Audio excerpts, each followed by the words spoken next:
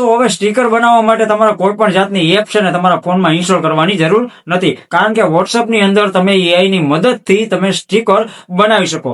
વોટ્સએપનું નવું AI feature ખૂબ સારી રીતે વર્ક કરે છે અને આ ટૂલ્સની મદદથી તમે ખુદ સીધા વોટ્સએપની અંદર સ્ટીકર બનાવી શકો છો. અને કઈ રીતે કામ કરે છે જણાવું પહેલા વિડીયોને એક લાઈક કરી દેજો.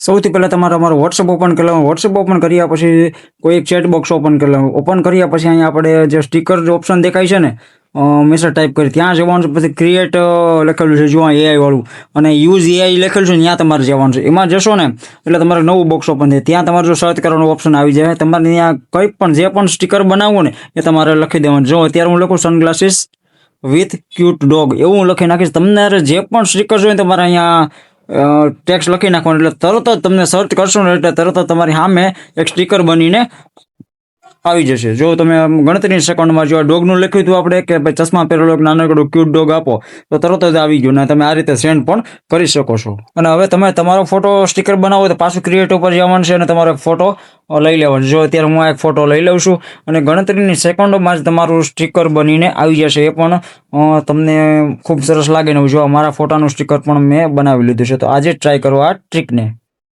તો મિત્રો તમે પણ તમારા ફોટો અથવા તો કોઈ પણ જાતનો તમારે સ્ટીકર બનાવવું હોય તો સર્ચ કરીને પણ આવી રીતે તમે એઆઈ ની મદદથી બનાવી શકો અને ખુદ પોતાના ફોટાને પણ સ્ટીકરના રૂપમાં ઢાળી શકો.